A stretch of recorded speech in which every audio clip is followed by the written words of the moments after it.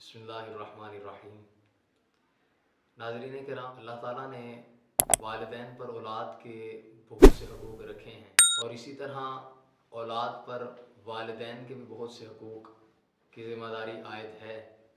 बदकिस्मती से आज हमारे मुआशरे में वालिदैन तो अपनी औलाद के लिए बहुत सी तगोदो करते हैं, उनको कामयाब इंसान बनाने के लिए बहुत सी मेहनत करते हैं।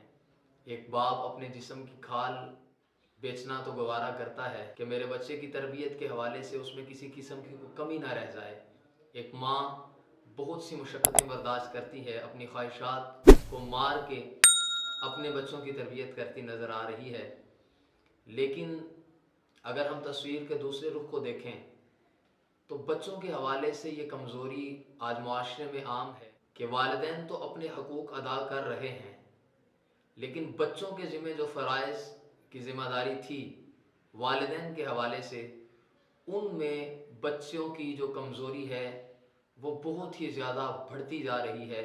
और यहाँ तक कि वालिदैन अपने औलाद से ना सिर्फ़ अदब के मुंतज़िर हैं बल्कि वो इस हवाले से बहुत परेशान भी नज़र आते हैं। तो याद रखें, कहीं ना कहीं वालिदैन से कोई कमज़ोरी बच्चों की तरबियत के हवाले से ज़रूर वाक़ हुई है कि जिसका नतीजा आज ये है कि बच्चा वालिदैन की ख्वाहिश के मुताबिक एक बड़े ओहदे पे तो है, एक पढ़ा लिखा वो शख्स तो है, लेकिन एक अच्छा इंसान वो नहीं बन पाया।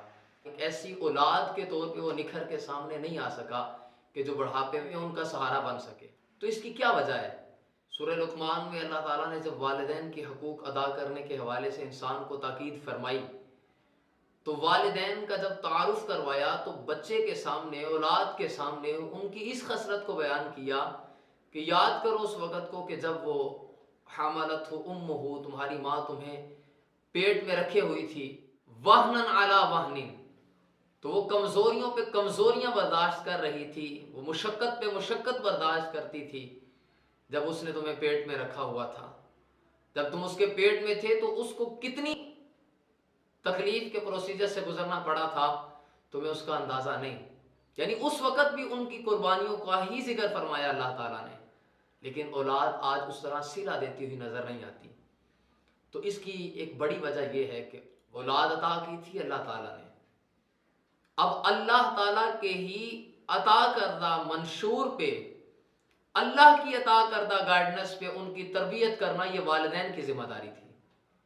अगर अल्लाह के साथ अल्लाह की दी हुई उस औलाद का ताल्लुक जुड़ जाता तो वो कभी भी वालिदैन को नज़रअंदाज ना करते।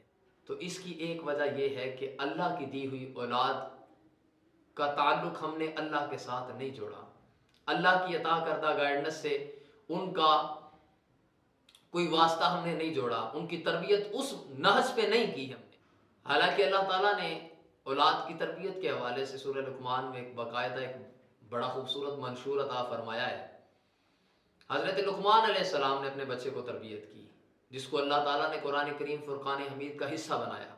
तरबियत के हवाले से जो पहला स्टेप अपने बच्चों को आपने उठवाना है वो ये है, जो हज़रत लुक़मान अलैहिस्सलाम ने अपने बच्चे को तरबियत की कि या बुनैया, ऐ मेरे बेटे, ला तुश्रिक बिल्लाह, तुमने कभी शिरक नहीं करना, अल्लाह के साथ किसी को शरीक नहीं ठहराना। इन्न शिर्क लज़ुल्मुन अज़ीम, बेशक ये शिर्क जो है ये बहुत बड़ा जुल्म है, जुल्म अजीम है।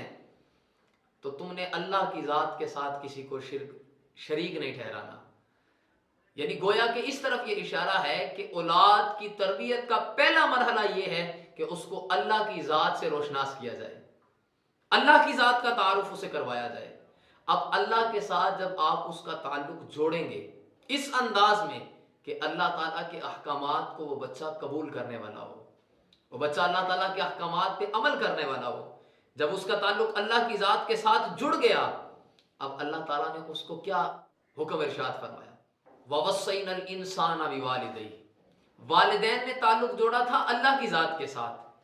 अब अल्लाह ताला ने उनके ताल्लुक को उनके वालिदैन के साथ जोड़ने का पहला हुक्म ये इरशाद फरमाया कि हमने आदमी को उसके माँ बाप के हवाले से ताकीद फरमाई है, आगे कुछ अल्फाज के बाद क्या ताकीद फरमाई है, अनिश्कुर ली, सबसे पहले कि वो मेरा शुक्र अदा करें अल्लाह ताला का, और साथ ही वाली वालिदै, फिर अपने वालिदैन का शुक्र अदा करो।